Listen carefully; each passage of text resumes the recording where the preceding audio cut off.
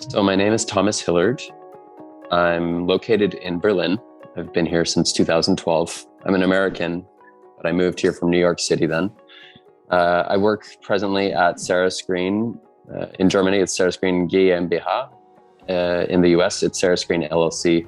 And I am the head of the US team. So since March of 2020, I have built the team and launched the company of the at-home diagnostic testing for Sarah Screen there, including marketing, operations, product development, partner outreach, new business strategies, budget planning, and all of the strategy and coordination that goes into working with the office of the main Sarah Screen in Germany. My dad was working at Hewlett-Packard. It was the early days of Silicon Valley. Kids in my school wore Apple t-shirts. I was using a Macintosh growing up. I had no idea what any meaning of that was, but I was a very curious person. I was into the arts, theater, music. I performed in the community theater in Palo Alto. I was a pretty normal kid. I had various hobbies. I wasn't great at sports, but I tried. I remember scoring like 3 hoops in my basketball team in 7th grade. I got into some other things like DJing and graffiti and hip hop and when I was growing older, but what really stuck with me was playing guitar, and I wanted to be a musician, a professional musician. So I decided to go to a music college in Boston. And it was all about writing lyrics and playing with other musicians in Palo Alto and just experiencing life. Business was in the backdrop for me, but I wasn't primarily focused on business. Like I started a babysitting company. I had the lemonade stand on the street. I got a job as soon as it was legal to do so, just because I wanted to be earning money. But primarily, I had this idea of starting this, bigger version of myself with a magazine, a record label, production company. My friends and I had, this whole industry planned out that we called Carbon Industries. And that was what I wanted to do. I wanted to build Carbon Industries from about 17 years old. California is a really unique place. There is a spirit of the people there, which is, if you want something, you should do it. You should build it. There is no structures of what rules you have to understand, what government organizations you should go through, how much money you might need to raise. And that was, I think, the spirit of everything for me growing up. I just figured if I wanted to do it, I could. I just had to find a way how. And that may be a kind of unique thing about California. Some people say it goes back to like the gold rush and all of these miners who showed up there and wanted to pan for gold. And they just had this idea, like a lot of people, immigrants especially, coming to America of a greater future. So I think that's the spirit. The Silicon Valley thing, it was there because my friends' parents were all working at computer companies. They were making software. I remember in 3rd grade getting in an argument with another kid about the difference between a hard drive and a soft drive. So, the vocabulary was already implanted in our heads, but it's not like any of us talked about starting companies or being software billionaires or something like this. And really, the Silicon Valley of today is very different from the Silicon Valley that I grew up in. It was very much a community place back then. The neighbors up and down the street knew each other and did potlucks together. And there was a togetherness that I actually miss tremendously. When I go to Silicon Valley now, walking down around the streets of Palo Alto, it feels the same to me as when I've walked around the streets of Manhattan. It's just very businessy. It's very, fast. People are having coffee meetings, talking about raising capital and VC and that's the element there. So growing up was different, and I still love going back to California, especially to the Bay Area, and just having that spirit in the air. And I think it's always going to be with me. But it was a different place. I decided to do a bachelor's degree because I came from a family where everybody went to college. My parents had master's degrees and had been working on PhD programs. My brothers did master's degrees. Their friends were all in higher education. So that was normal to me. I didn't particularly want to get an education when I was finishing high school. I didn't have a better plan. And, it gave me a dorm room and something to structure my days with at that point. And like I said, I figured that music and entertainment was going to be my future. So I was really just trying to figure out how to start building the network and understanding what the business world was going to mean for me as somebody in the music industry. I chose the undergrad, which combined the music classes and the general electives like English and history. Because it was a 4-year degree and I figured it was better than the 2-year. It was what was expected of me, essentially. I was in school and I had a brother who was working at a software company in Silicon Valley, and I was making a band that I was going to be playing shows with and promoting. And at that point, there was Napster and there was the internet, just still the beginnings, for most people. But it was relevant and I knew we needed a website. So I started building a website and got the help of my brother who was working at Interwoven at the time. And I remember him taking me through the source code of Microsoft Wizard's, web page builder. And he showed me how the first 900 lines of code were just trash. And he's like, you can just delete that. And he showed me the most important codes that I needed in the page. And then my other brother, shared his website host server with me and taught me how to use the protocols to upload the files and program the domain name with the IP address of the server. And so I became kind of started doing like a mini computer science while in my music school. A lot of the things I was learning in the music school weren't relevant to any of that, but it was important for me to have a website. And I started building other websites as a result because it was in demand. And by the time I'd finished school, I knew how to make web pages and things like Craigslist, which in the US is very important for, listing business ads, hiring people, looking for apartments. It's still relevant today, I think, even. I remember posting ads on Craigslist and putting links to my websites in there. And I launched many different small companies trying to find something that would work. So by the time I finished college, I, had a degree in business and music. But I was earning money by building websites. And my first company was a company I launched by posting an ad on the internet and building a website for it and quickly updating the website. I would look at my competitors and I would change the content of my website to have a better search result.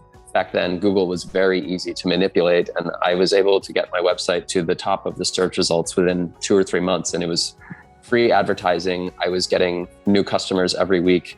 And I built a company in pet services, which I sold within a year and a half.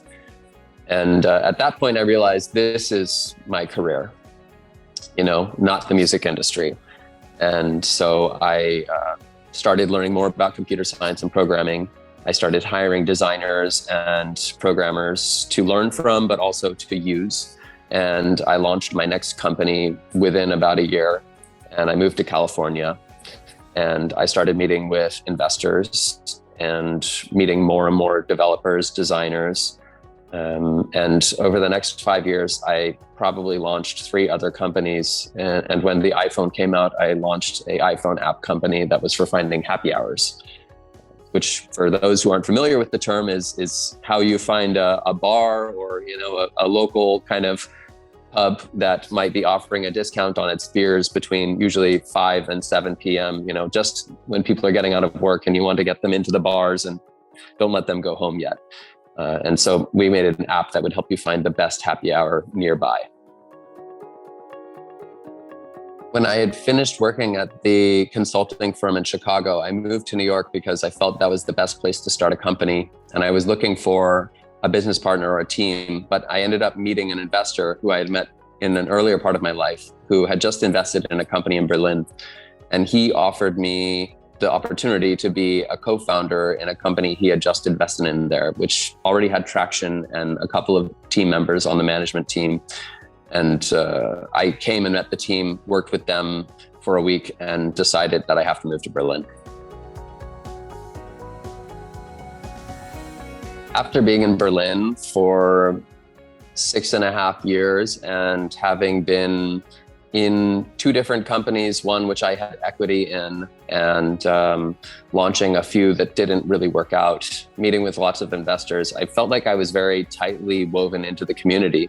And for my years before that, I had been working at an advertising agency in Chicago, a very well-known global advertising agency, working with companies like SAP and IBM. And I worked at a consulting firm after that, a global consulting firm called NTT Data. And they're basically like working for IBM or, Accenture. And I felt that all of this experience somehow had left me with some holes in my, complete profile. I, as an entrepreneur, as a product developer, as a business manager, I couldn't always look at a balance sheet and understand what everything meant. I couldn't build a business plan and be totally confident that everything in the business plan was there that needed to be there. And that, I might sit down in a meeting with a venture capitalist and not have all of the vocabulary or references that would speak to them specifically. I just noticed that there was holes in my total, handbook as a business person, entrepreneur, technologist, whatever you want to say. So I started educating myself. I did some certifications. I did all the trainings that were available to me. I started working on getting my PMP certification. And while looking at that, I said, this is all great, but actually what I need is an MBA. And I started looking at MBA programs, reading from people on Reddit, on the internet, where the forums that discuss MBA programs, discuss the different programs and the pros and cons.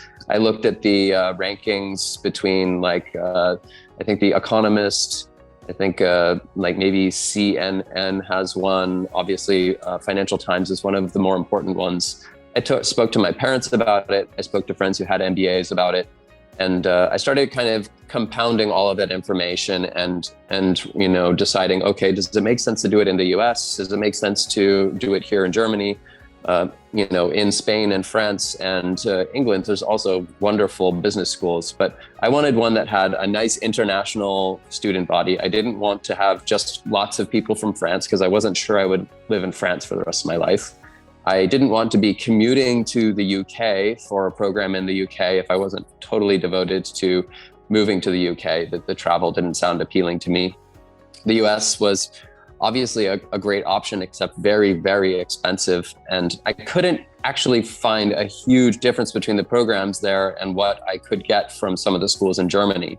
So it really got narrowed down to staying local, or at least within Germany, and finding a program that was fitting to my lifestyle and had the students that I really wanted to network with. And it came down to ESMT and just a couple other schools. So I audited those schools. I went to their classes. I spoke to their program leaders. I spoke to students on campus. And I continued to review all of the different kind of threads on the internet where people were discussing these schools specifically. And meanwhile, there were deadlines coming up. So, I had the crunch to really figure it out quickly. And I remember I went to an open house at ESMT just, I think, 3 days before the deadline of the application. It was before Easter weekend. And I had to really quickly throw together this application. I did the open house and I wasn't totally sold yet. And then I did the open house and I saw the campus and I just saw how well everything was integrated. I saw how the branding, from the emails to the documents to the presentations that they gave me, it all came together completely and concisely. And no other school had really spoken to me yet in that way. And I felt that, this is how a business should properly be run. And absolutely a school needs to do it too. So at that point, once I saw the open house and I kind of had that aha moment, I decided I have to apply here. At least, I need to know that I got in, and I got that early bird application too, because if you can, it's really worth, doing that. It speeds you up in the application process. And, of course, there's usually a benefit within the admissions practices as well. I applied for one of the scholarships that was offered, and it all came together. Within about 4 days, I had a response, and a week and a half later, I had been accepted. From all of the areas that I really felt I needed additional education, mentorship, examples from other classmates, and especially from the courses, the ones that started speaking to me the soonest was literally in the first module. There's a course on general management. And I remember reading a case that profiled managers who were specifically very effective, and it follows them all around their office minute to minute. And I remember reading that and just being like, yes, this is how a manager should be. I knew it. And yeah, that was something that just brought it together for me immediately. It connected the dots. I felt I knew how to be a good manager, but I had seen so many types of managers, I wasn't sure anymore. Another example, another class that we had also in the first module that really connected things for me, it filled these holes that I felt I had in my background, was the data analysis and forecasting class. This is one which is taught by Catalina Stefanusco, if I'm pronouncing her name right.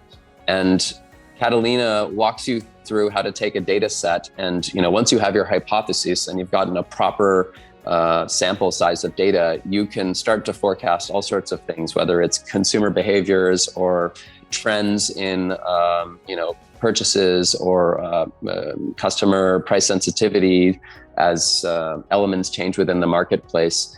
And it was fairly simple and straightforward, but so quickly, just within that 1 week, I realized that I suddenly had so much more control over these things, which in the past, there wasn't any group of YouTube videos or a book that I could buy at the bookstore, which would really confidently teach me how to do such kind of forecasting. That was one that I just never had it. And immediately I had it. Management accounting is a class which I loathed, but also loved, because first of all, it's very exciting. The teacher who teaches it has a very interactive method, which keeps students engaged and also on their toes, because you are doing quizzes throughout the class, which grade you as the class is progressing. So you don't have time to go home and brush up. You need to listen and you need to read before you get there, because your grades are going to be reflected in how you engage. And that keeps you on your feet. But also the examples of how management accounting can control a business, how it can subjugate a business or how it can help a business profit and economically grow, were very simple. They were concrete examples which I could relate to from my own experience, but also had seen outside in the world. And that was something that I just needed to know. I didn't understand beforehand. I knew, you have to account for sales tax and your inventory, but how to allocate your costs and how to manage transfer costs, how to make a decision about an investment in a project with NPV. They're very simple concepts, but until then, nobody had really ever pointed it out and said, this is what you need to know.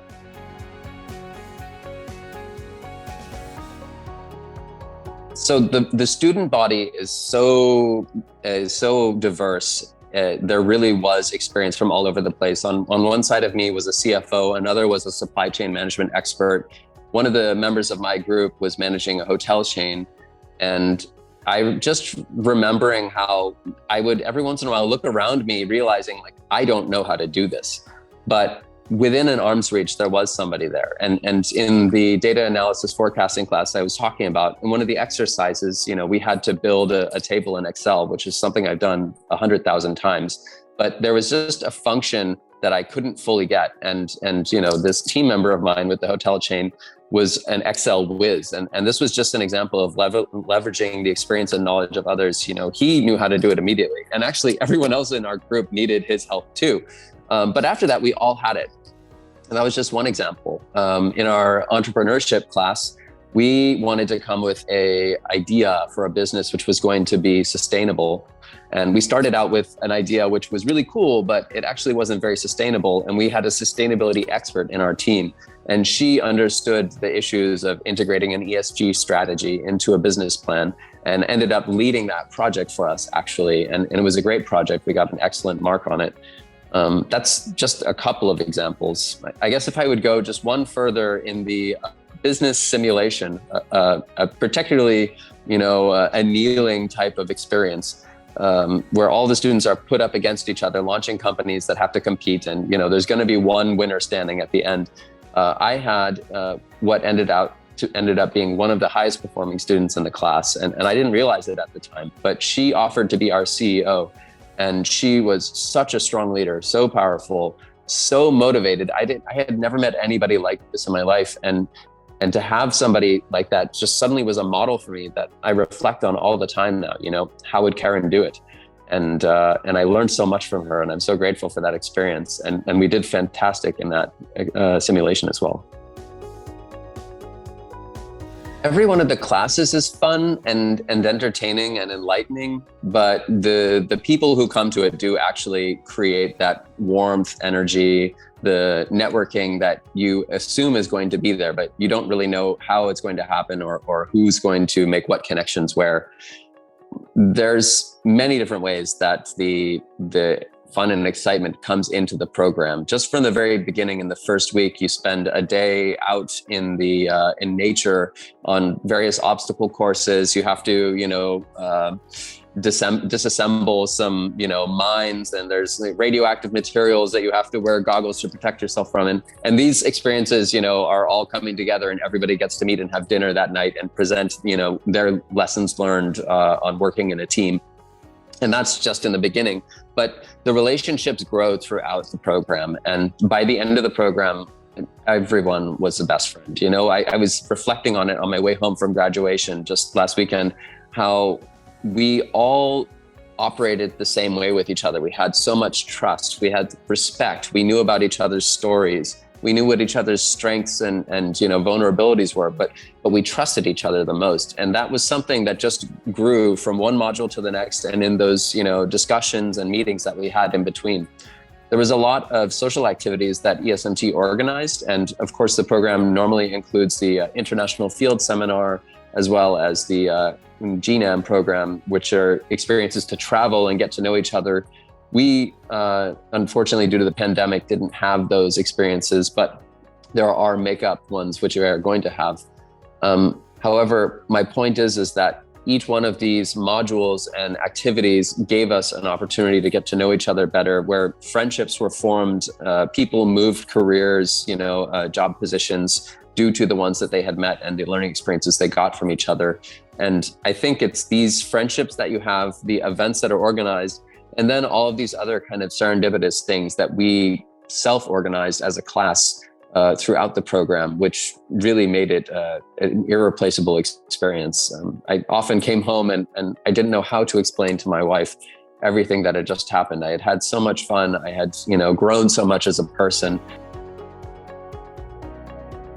My ESMT experience was supposed to be something that would fill in all of these gaps. Choosing the Executive MBA was a commitment to my career and to myself to give me the tooling that I needed to survive in any situation that would come up, but also really ratchet me up to the next level within my current company, within my next company. If I wanted to launch a company, I figured this Executive MBA would let me decide when and how to do that, and understand what I needed to accomplish that. And even before the program was finished, I already felt that I could achieve these things which I had been dreaming about. But now that it's over, I know not only am I fully confident and in control of what I want to do in my job and my career, I'm ready to go to the next thing. At the moment that it happens, I will know. And where I am right now, I understand where I want to be. And it's the Executive MBA that gave me that confidence. When I talk to my team members at work, I recommend that they get an MBA, and I highly recommend that they get an MBA from ESMT. Getting my Executive MBA at ESMT is one of the best career choices I've ever made.